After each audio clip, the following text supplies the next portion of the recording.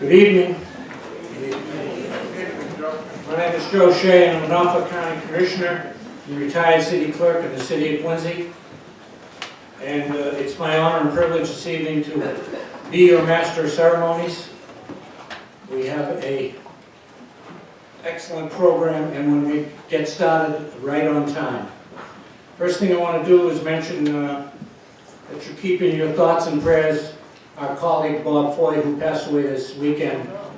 Robert Foy III, lifelong Quincy resident, Boston College graduate, worked for the city of Quincy from 1972 till December of last year as a member of the retirement board, both as city auditor and city treasurer, and we loved him so dearly. I'm sure the mayor will discuss it later. It's my honor and privilege now to invite a member of our Quincy Fire Department, Sergeant First Class in the U.S. Army, Anthony Smith, to lead us in the Pledge of Allegiance. Please rise. Sergeant Smith.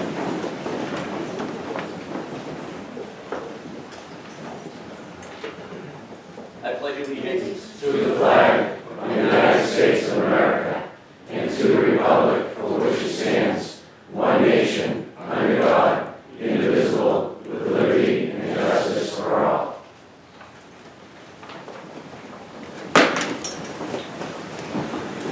Thank you. I'm now going to ask Norfolk County Register of Probate and former member of the Quincy City Council, Patrick McDermott, to lead us in the national anthem. Patrick.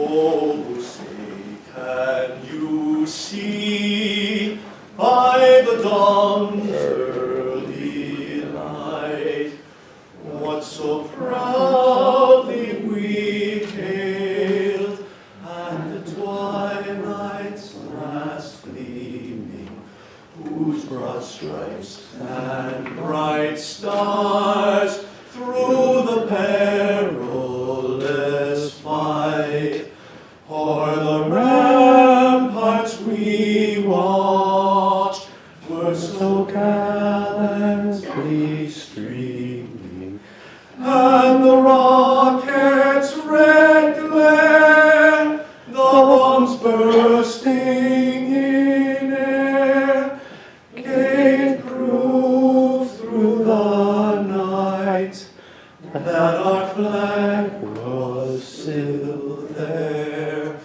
Oh, say does that star-spangled banner yet wave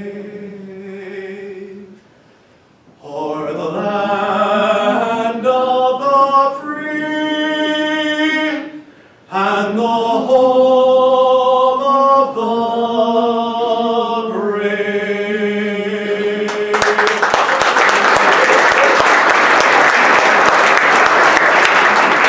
Please remain standing. Now I'm going to invite to the podium Reverend Lou Palmieri, who is the pastor of the Quincy Catholic Collaborative. He's most everyone's pastor here if you go to Catholic Church. St. Mary's, Sacred Heart, and St. Anne's. Father Lou.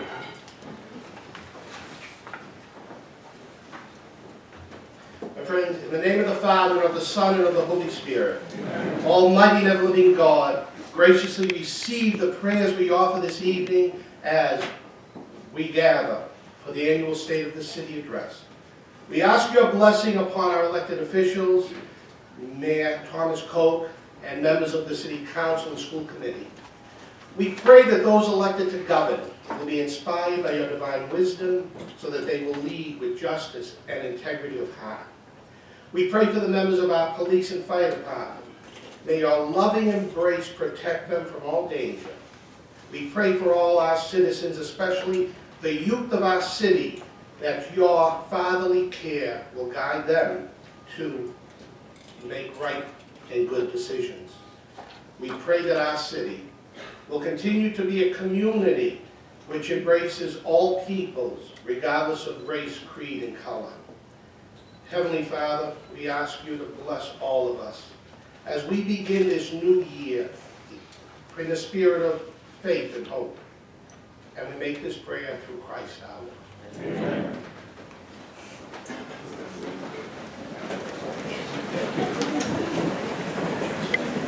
Thank you, Father. I'm now going to attempt to introduce some honored guests that we have here this evening. Most of them are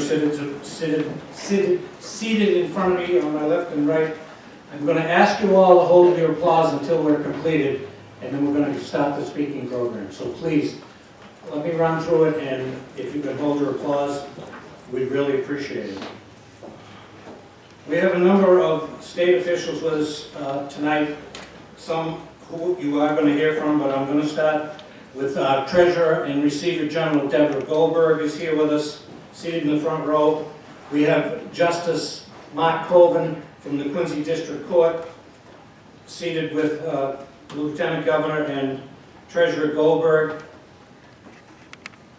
We have in the second row Representative Tacky Chan, Representative Bruce Ayers, and sitting with them is our friend and pal from Suffolk County, Michael Donovan, who is the clerk of the Suffolk Superior Court. We have former Mayor Walter J. Hannon with us and former Mayor William J. Phelan. We have a number of county officials here, and Patrick, as Register of Deeds, needs no introduction because he's already spoken. Bill O'Donnell, our Register of Deeds, is with us here in the front. Michael Morrissey, our District Attorney, I know if he isn't here right now, he will be. And Sheriff Mike Bellotti will be joining us also. Next, I'd like to introduce the current Quincy City Council, who are seated to my right. Of course, Council President Brad Kroll is here. The Ward 1 Councilor Dave McCarthy is here. Ward 3, Ian Kane. Ward 4, Brian Palmucci. Ward 5, Kirsten Hughes, who's sitting in the DS with us. Ward 6, Bill Harris. Councilor at Large Nina Liang. Councilor at Large Noel DeBona. And Councilor at Large Ann Mahoney. Also, we have the current school committee here, led by Vice Chair Emily Lebo, James Demikas, Paul Brigoli, Kathy Hughley, Anthony Andronico, and Doug Guthrow. We have some other special guests that I'm going to pick and choose because it's impossible to introduce everyone, particularly former office holders. We have a retired state representative and retired inspector general of the Commonwealth with us, Robert Sarasoli. We have Peter Foreman, who's president of the South Shore Chamber of Commerce. And we have former state treasurer and city councilor, Tim Cahill, who's president of the Quincy Chamber of Commerce. We have President Peter Tsafaris, representing a group from Quincy College. And we also have Reverend Jim Hawker, who's a longtime friend of the mayor's and a member of the college board.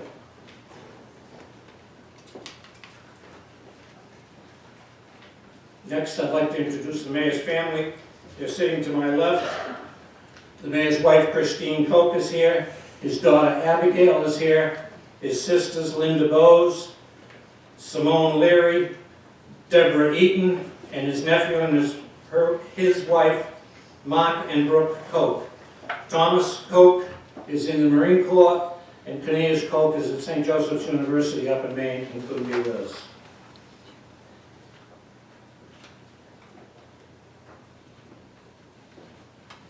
This will make the mayor happy. I'm done introducing you. Thank you very much.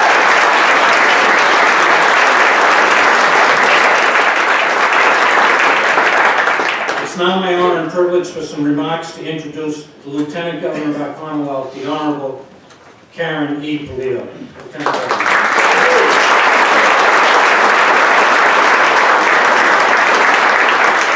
Good evening. I think, Joe, you did a wonderful job. I think you have the hardest job in the room to pick and choose who to introduce and who not to. But I think I can speak on behalf of everyone in this room how honored we are to be here in this room. To be here in a very special room for this city. As many times as I've been here, this is my first to this section of the public library, and it is truly beautiful.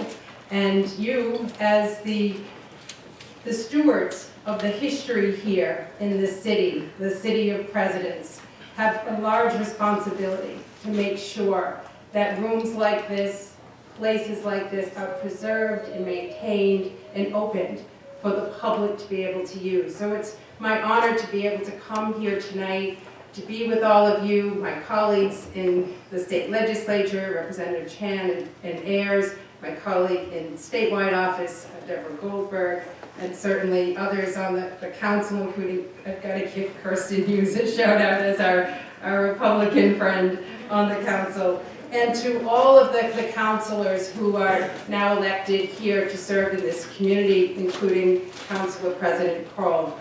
I want to thank all of you who have chosen public service. Whether you are the ones who show up here in City Hall across the street and are the ones who serve this community, make sure that it's functioning and serving the taxpayers, the business owners, the people who depend on things to work in this city. And thank you for choosing a public career in municipal government. It is a very rewarding career, and I'm sure that you don't hear that a lot from the people who rely on you. And I just want to say thank you to those who serve here in this city and to your counterparts across municipal government.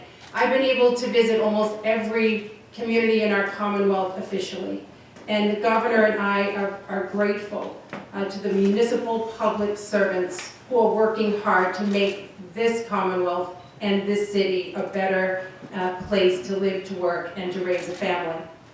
I also want to thank those who are elected and put their names out on the ballot to be considered.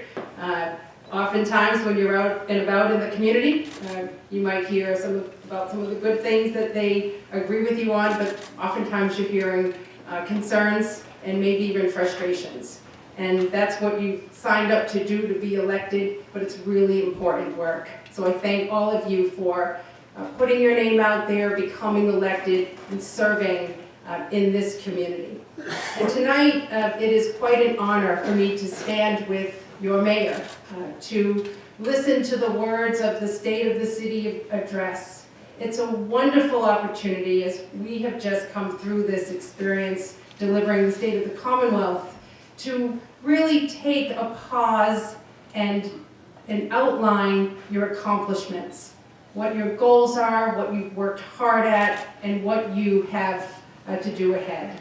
And tonight, I am certain, as the mayor comes forward to deliver his remarks to all of you, that you are going to hear remarks of optimism, remarks of progress. And I can attest to this because I have witnessed it over the past 3 years, working alongside of Charlie and our administration, seeing the incredible work that is being done in this great city. First of all, it takes a leadership team. It takes people who are waking up every day. Your mayor, he is the single person who wakes up every day in this city and worries about this city, cares about this city, thinks about this city, and when he puts his head down at night, worries about this city. That's a major responsibility. It's hard being a mayor. But a mayor who's led this city forward. And he's been able, through his leadership, develop an ecosystem here in the city where not only he believes in this city, but others are taking notice. For instance, the state is partnering with the city on multiple levels. Private dollars are coming into this city, unleashing great potential, whether it's housing and more economic development downtown, or it's seeing your coastal assets at Howe's Neck, at the Maritime Center, or you're seeing investments in public safety. I am so appreciative of the Quincy Police Department in partnering with our Commonwealth to strengthen the response to domestic violence victims and survivors here in this city. This is a mayor who's never satisfied with the status quo, who has raised the bar so high as the leader of one of our gateway cities in Massachusetts, and he's setting an example for other municipal public servants to emulate.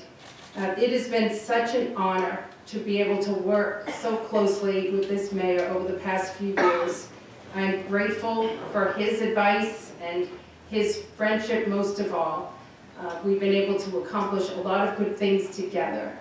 And as Governor Baker said the other night, it's really about working across those party lines, putting differences aside and focusing on the common ground. And ultimately, when you come to moments like this, that the people in the community can believe in their government. And tonight, you have a lot to celebrate because the people of Quincy, the people who are relying on you to do your job, can indeed believe that this mayor, the council, the superintendent, the school committee, and all the people who serve in positions in this city are doing their job. So congratulations in advance of the State of the City address. I'm very honored.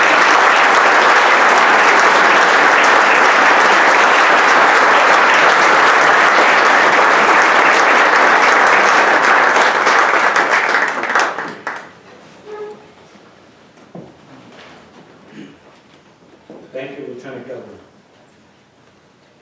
You know, there's so many officials here. I know all the department heads are here.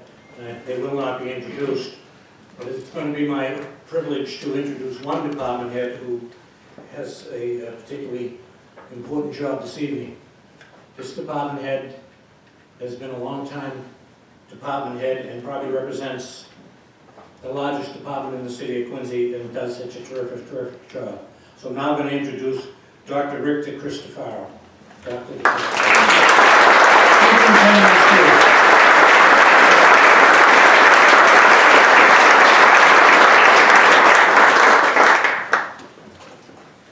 Well, good evening to everyone. Certainly as superintendent of schools, I work with Mayor Koch quite often on many issues, and I see firsthand his dedication to this city, and I'm always reminded of a Robert F. Kennedy quote. He said, "As long as the job gets done, it doesn't matter who gets the credit."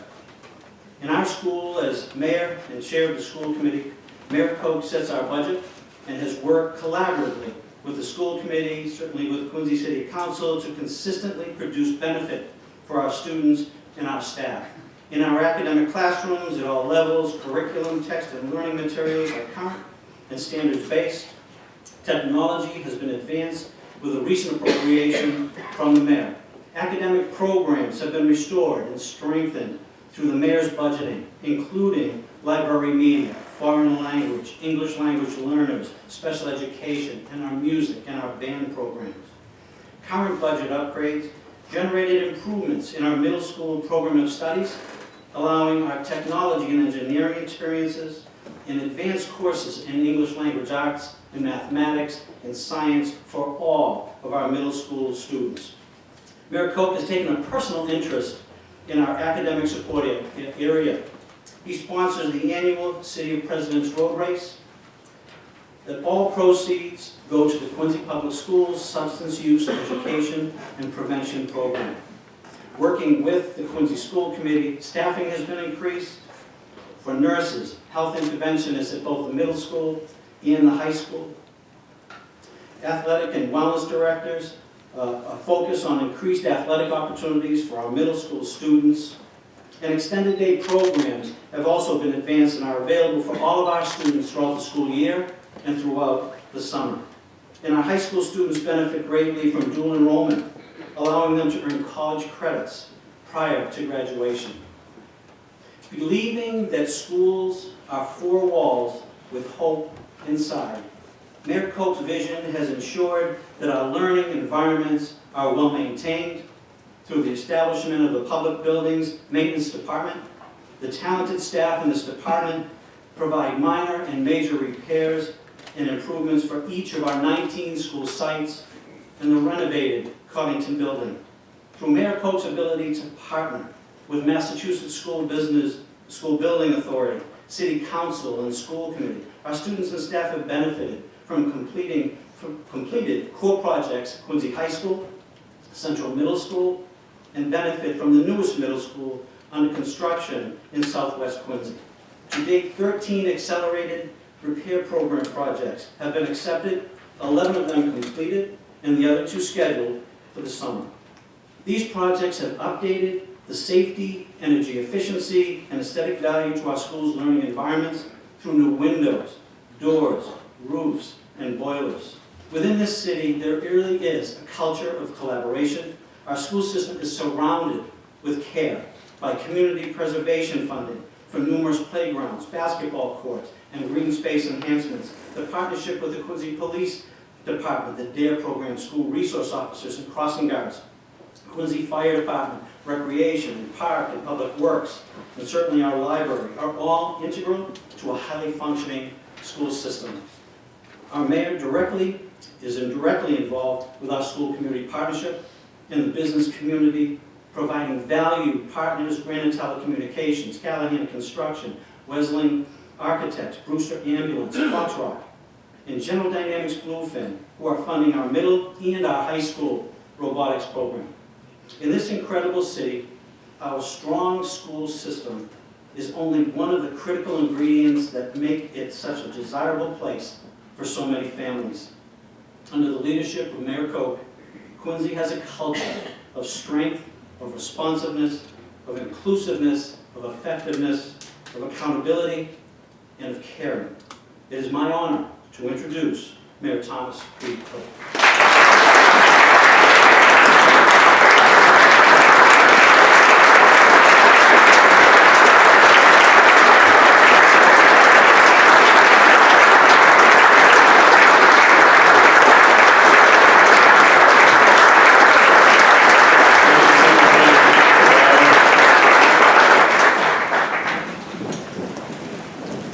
The great work you do in overseeing our schools, working with our school committee and our staff and teachers and coaches and all that come together for the kids of the city. Reverend Clergy, Father Lou, Father Jim, Lieutenant Governor Polito, Treasurer Goldberg, Mayors Hannon and Sheets, and Justice Cogan, members of the City Council, President Kroll, members of the school committee, my colleagues in government from the state and county level, citizens of Quincy, and friends all. I'd like just to take a moment, I know they've been introduced, but I do want to just call out my family once again. As we all know in life, there's nothing like family. And no matter what we go to do in life, the family is always there to support you. So, I'm in government 30 years this year, and this May I'll be married 28 years to my high school sweetheart, and I couldn't do it without her support. Christine, thank you.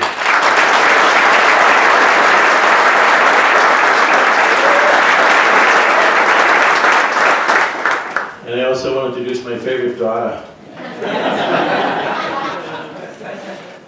Abigail, you make me proud. Keep up the good work. And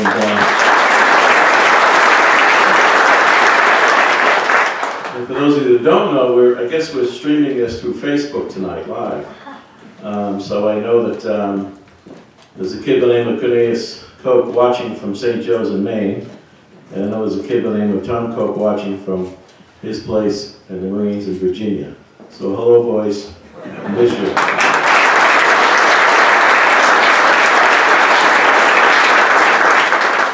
So thank you, Firefighter Andrew Smith, for leading us this evening in the pledge. Firefighter Smith is a sergeant first class in the United States Army, serving a total of 19 years, 8 in active duty, and 11 so far in the Army Reserves. He has served 3 tours of duty in some of the most dangerous parts of our world, including Iraq. He's performing some of the most dangerous work as a technician in the Army's 387th Explosive Ordnance Division. Today, there are more than 100 veterans who served their country over the last decade and returned home to their city as firefighters, police officers, laborers, teachers, and more. That's more than a quarter of all new hires during that time. Few things make me prouder as mayor than Quincy's long tradition of young people serving our nation, coupled with our community's commitment to those sons and daughters when they come home. Thank you, Firefighter Smith, and all those who have served and continue to serve, keeping the peace around the globe.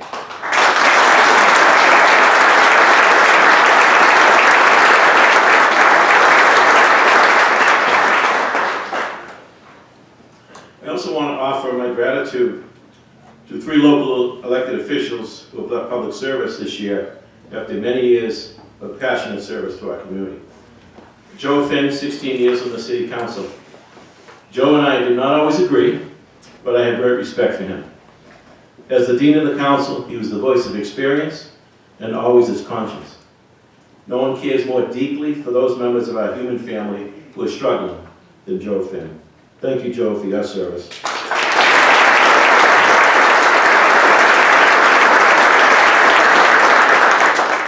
Margaret LaForest, 8 years on the City Council. I remember the days when I worked with Jim Sheets, and that student, Margaret LaForest from Broad Meadows Middle School, began the effort to bring the Quincy-built USS Lexington home. She's never lost her passion for this great city, and was one of the hardest working councils that I've known. Margaret, thank you for your service.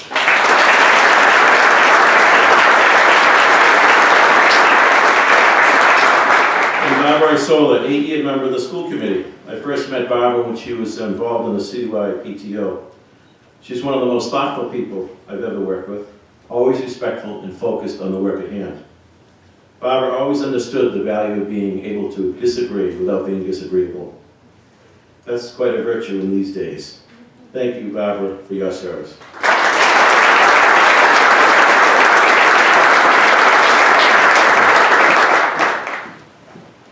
Tonight I'll talk to you a little bit about the state of our city, but before we move forward, it's important to note that everything we discuss tonight, everything the city has accomplished, and everything we will accomplish only happens when we work together. Governor Baker and Lieutenant Governor Polito, together, building unprecedented partnerships with Quincy, providing millions of dollars in critical infrastructure investment through the Mass Works, helping us capture the potential of our coastal assets through the Seaport Economic Council, and making, after decades of neglect, a historic billion-dollar investment in our Red Line.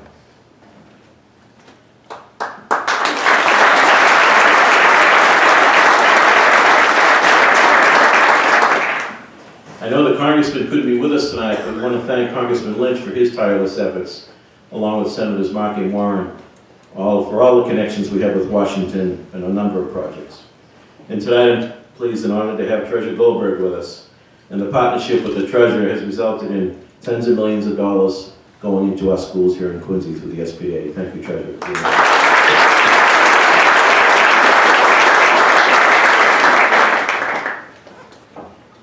Our state delegation, Senator Keenan, Leader Mariano, Representative Ayers, Chan and Hunt, working to provide increases in local aid each and every year, pursuing full-service water transportation, and providing a constant connection between City Hall and the State House.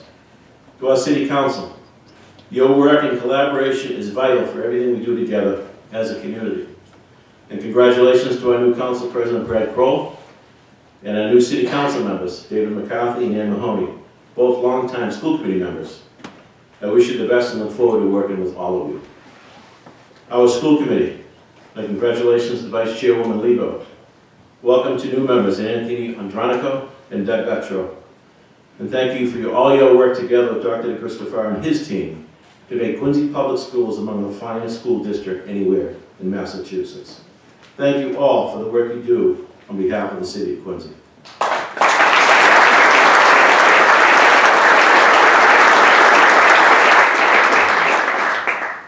Tonight I'd like to spend a few minutes on each of the following. Number 1, the city's finances and economic development.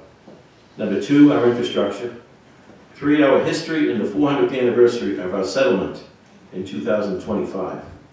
And 4, the addiction crisis. And I'll wrap up with a request to our legislators to honor a group of modern-day patriots from our community.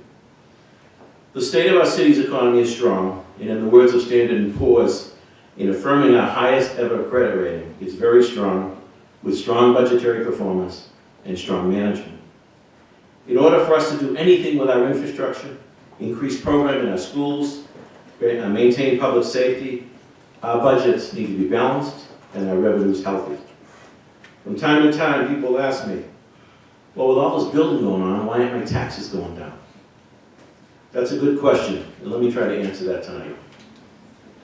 This year, our residential property tax rate will rank 254th out of 351 cities and towns. Our annual tax bill increases are 7% lower than the statewide average over the last 10 years. We are $22 million under the Proposition 2.5 limits, more than almost any community in the Commonwealth. And this year's increase of the average homeowner's bill is less than half of the state average.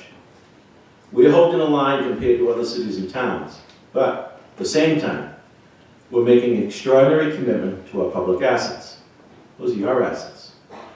That's where our tax money is going. We're building our third new school. We're repairing our firehouses, preserving our historic buildings, restoring parks and building new ones.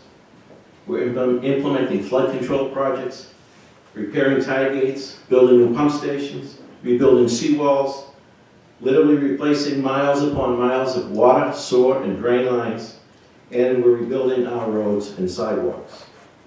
Performing this work is a vital and major investment in our kids' and grandkids' future. People have said to me, "You're trying to do too much. Why don't you wait?" Wait for what? William Jennings Bryan said, "Destiny is no matter of chance. It is a matter of choice. It is not a thing to be waited for. It is a thing to be achieved." We're making that choice, and we're not waiting to perform this important work.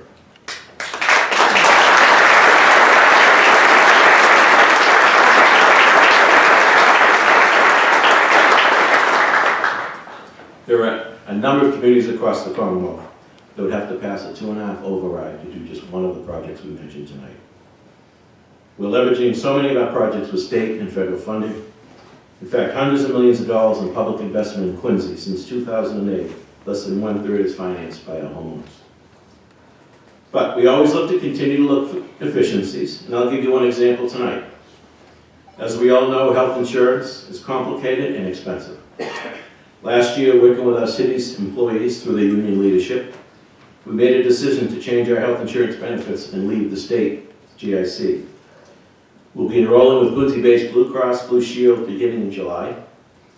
And these were our teachers, firefighters, police officers, laborers, technicians, and office workers sitting at the table, working collaboratively toward an outcome that not only stabilizes health insurance for them and their families, but also provides savings for our taxpayers.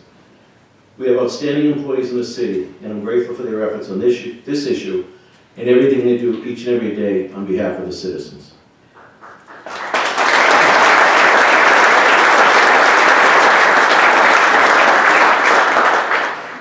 In just the last several years, private investment has soared, including nearly 4,000 much-needed housing units either being built or fully permitted.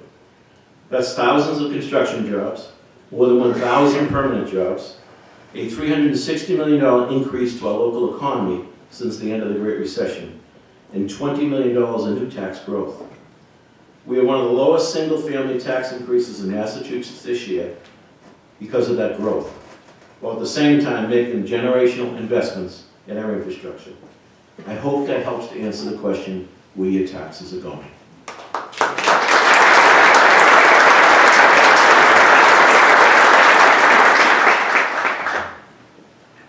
Growth is not all about the economic benefit. Our city and our region must continue to develop housing in appropriate areas if we're to sustain ourselves as a thriving and, more importantly, affordable place to live. The only definitive way to increase affordability is through increasing supply. And Quincy will continue to do its part in the metropolitan Boston area. I understand the discomfort that development can sometimes foster, but there is no reason why we cannot support growth and protect our neighborhoods at the same time. We have some amazing neighborhoods in the city. There's not and will not be major development in many of them under my watch. In just the last several years, more than $250 million of private investment has flowed into development into our downtown. Exactly where development belongs, and we are just getting started. This year we'll complete the largest phase of the Hancock Adams Green, a vision for activating the downtown that spans many years and once financed without a dime from our homeowners. And I know that both mayors sitting here, along with other mayors, all dreamed of a Hancock Adams Green. I think, Walter, yours was a tunnel underneath, but we couldn't pull that one off. But this world-class park will be the first major civic space in our downtown, and really a powerful reflective monument to honor Hancock and Adams and the legacy they built for Quincy, this Commonwealth, and this nation. We'll break ground on a new 700-space parking garage and a 15-story mixed-use tower, see the completion of 2 major projects by the Galvin companies, and continued progress on the LBC Boston's mixed-use building on the Hancock lot facing Hancock Street. We continue to work with our designated developer, Foxrock Development, and its founder, Granite Telecommunications CEO Rob Hale, on a bold vision to create 1 million square feet of commercial development in what was once the Ross parking garage area. We plan to submit a formal development agreement to the City Council this spring. One we expect will include a major medical provider as an anchor tenant. This is a good time to pause to recognize some of those members of our business community who've been so instrumental in getting us this far. The Galvins, Peter O'Connell, LBC, Related Beal, Atlantic Bizzuto, Quincy Mutual, and the countless businessmen and women who transformed a big piece of Quincy Center into the restaurant capital of the South Shore. Many of these people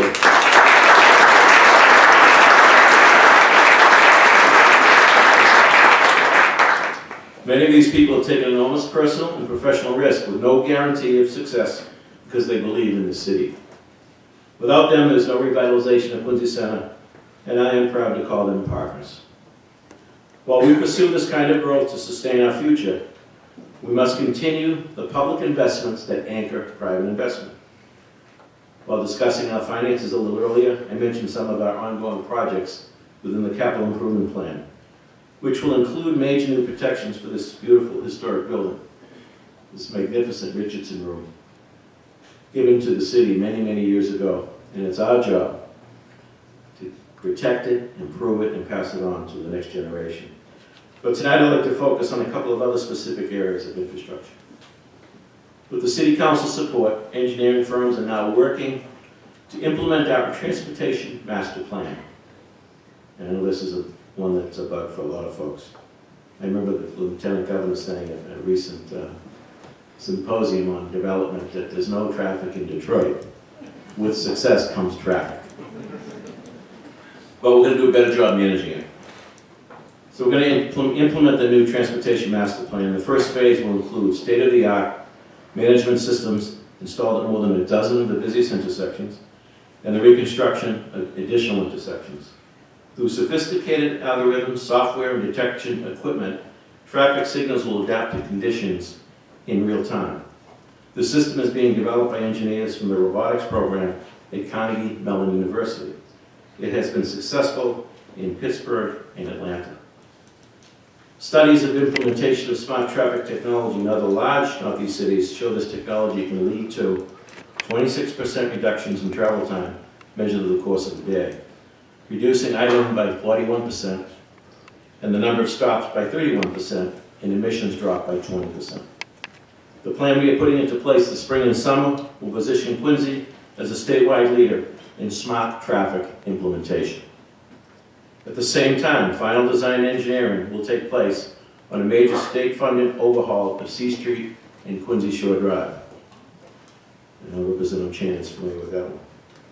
It's one of the most difficult traffic situations in our city. It's truly a choke point that needs work. Our work cannot and will not be just about accommodating cars. That's why, as part of our plan this spring, we'll pilot the city's first ever bicycle sharing program and add additional bicycle lanes in targeted areas around the city. The other major area of focus will be a new approach to our road resurfacing program. This spring, I will submit to the City Council a comprehensive road improvement plan and a financing request built around a new model which will take into consideration the condition of each and every road, water line, drain line, sewer pipe, utilities, and every other piece of infrastructure on our streets. We will also be using new standards on the quality of materials and engineering specifications, moving beyond what is the minimum mandated under state guidelines.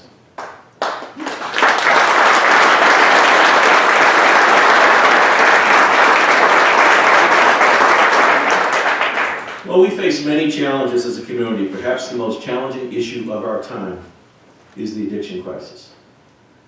Who in this room has not been touched by this issue? Though much work remains, we are making progress. and I emphasize we. There's no better example of government working together at all levels than in the fight for our families. Governor Baker, Attorney General Healy, Senator Keenan on our state delegation, Justice Colvin in the courts, Sheriff Bellotti and DA Morrissey, our social service agencies, all of them working so hard to find a way out of this crisis. In one of the most famous inaugural addresses, President John Kennedy once said, "May God's work truly be our own." I cannot think of a better application of that quote to describe the work of our first responders, the fire, police, and EMTs from Brewster, and all of those working in the trenches every day saving lives.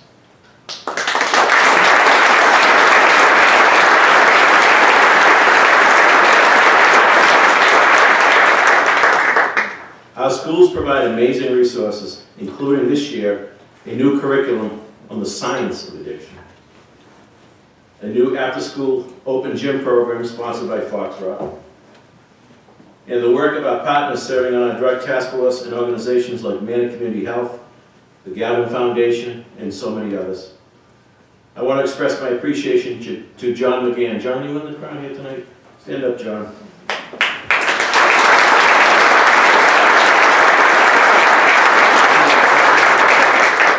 John represents the Gavin Foundation, which is well-known in the metropolitan Boston area and beyond for the work they do with the addict.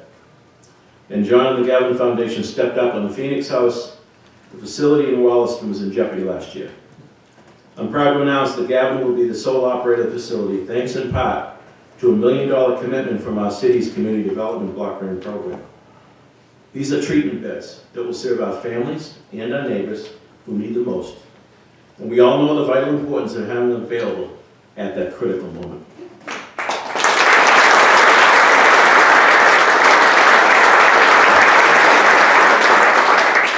I also want to publicly thank Mr. Peter Thompson, who's contributed tens of thousands of dollars out of his own pockets to our schools for needed prevention programs. Peter lost a child to addiction. We're incredibly grateful for his efforts so that someday, hopefully in the not too distant future, no parent will have to go through the same unimaginable pain. We thank you, Peter Thompson.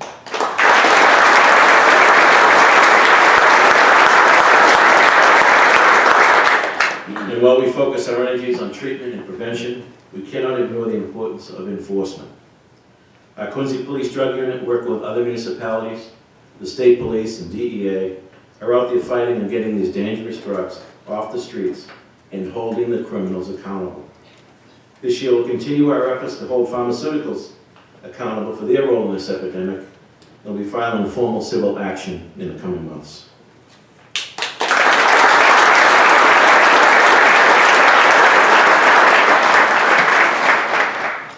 Nothing I've talked about tonight is a one-way conversation, whether it's traffic, development, education, or infrastructure. Our community must be involved in a constant conversation about its future. That's why last year we launched the Quincy 400 initiative, a community visioning exercise aimed around a simple question. Where do we want to be as a community in 2025? That's when our city will celebrate the 400th anniversary of its settlement. Last year we held workshop meetings in every neighborhood and conducted an online survey on virtually every aspect of civic life. The response was robust, but we got more work to do. We'll be conducting more meetings this year, this time with a focus on specific subjects: education, neighborhoods, history and culture, transportation, economic growth, and health and wellness. I'm proud to announce, thanks to the work of our team and Chamber of Commerce President Tim Cahill, we will act on one of the ideas raised during the original Quincy 400 workshops, creating international sister city partnerships. In early February, the city will sign a formal economic development agreement with County Cork, Ireland, with the hope of many more to follow. Anybody here from Cork?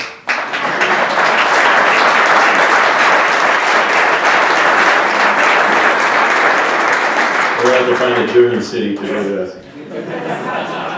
In addition, just this past week, I had the distinct pleasure of meeting with the Massachusetts Nation and Ponkapog Band Tribal Council, members of the tribe that lived and worked on these lands.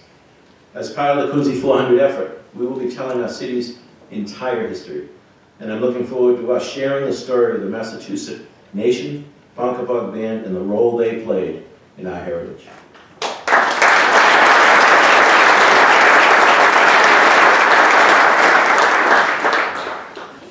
We have been a city that has responded to our nation's call generation after generation. You need look no further than our cemeteries, the memorials throughout the city, and the memorial squares in so many of our neighborhoods. The state will soon oversee the construction of a new bridge to connect Bergen Parkway to Parking Way, the heart of our downtown. This is the area that will be home to the 1 million square feet of commercial development we discussed earlier. Now I'll be asking our legislators to file a bill to name the bridge the General's Bridge to honor 4 modern-day patriots in Quincy. U.S. Air Force General Ronald Rand retired from Quincy Point, who today leads the Congressional Medal of Honor Foundation. U.S. Army General and Chief of Staff Gordon Sullivan retired, grew up in Lincoln Square, was the Army's representative on the Joint Chiefs transition to service from this nation's Cold War posture in the early 1990s. United States Army General James McConville from Marymount, who is currently the second in command of the Army as Vice Chief of Staff. And United States Marine General and Chairman of the Joint Chiefs of Staff, Joseph Dunford, also from Marymount. He today is our nation's highest ranking uniformed officer.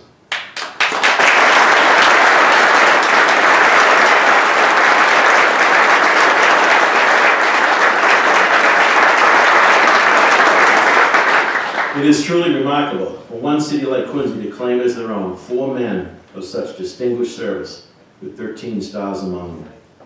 In addition to the bridge, I'll be presenting to the City Council a plan to name the newly configured downtown streets in their honor.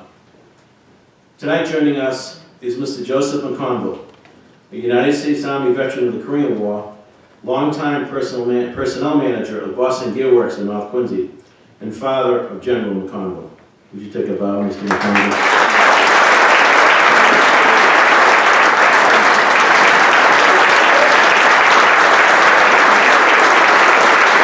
He corrected me. He's a Navy, not Army.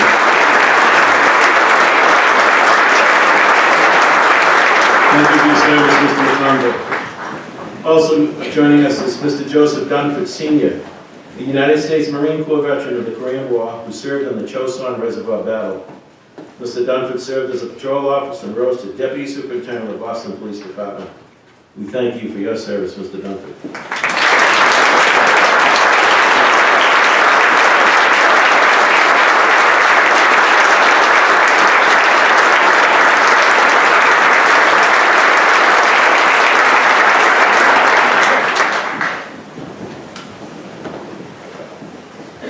You know when your sons learned it.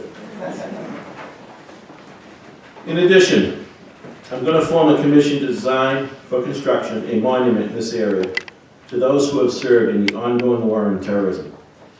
And with it, honor and remember in a special way Army Lieutenant Charles Todd Caldwell and Army Specialist Kiera Durkin, who both died in service to our country during this time.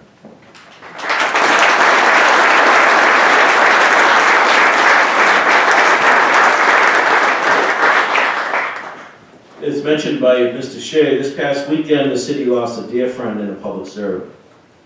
World War II Army Air Corps veteran Robert E. Foy III. He ran Foy's Market with his dad, a business started by his grandfather.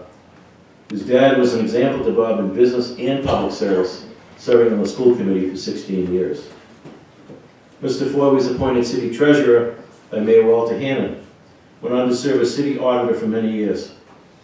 He loved his city and served with honesty and integrity.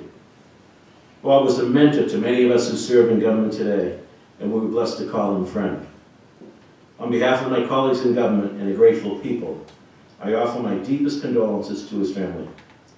May his beautiful, gentle soul rest in the peace of our Lord.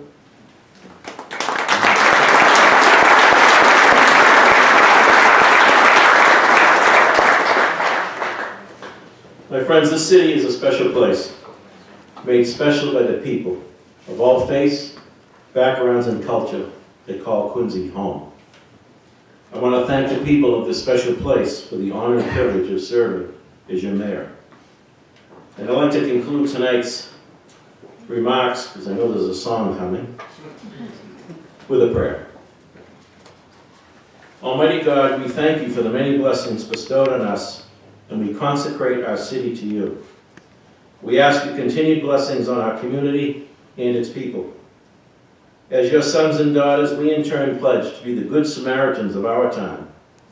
With the help of your grace, let us answer the call of our brothers and sisters in need. Amen. Thank you, and God bless everybody.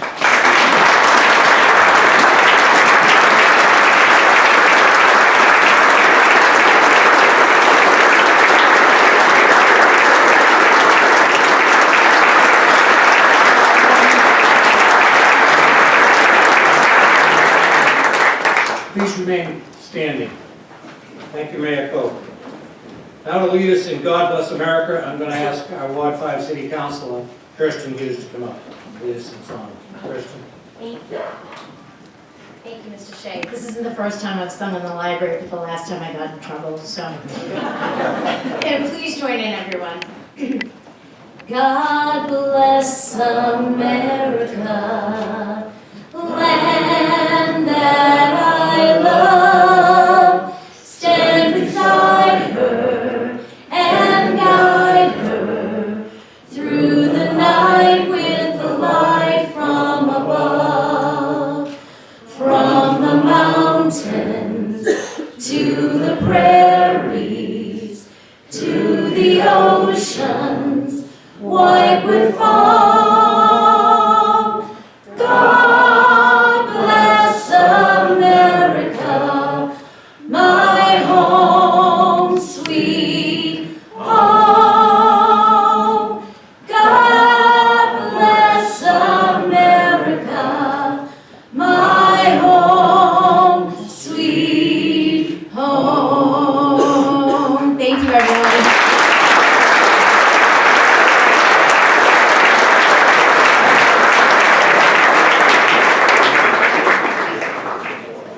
We've reached the conclusion of our program. We want to thank everyone for coming. We want to particularly thank Megan Allen, our city librarian, and her staff for inviting us here tonight.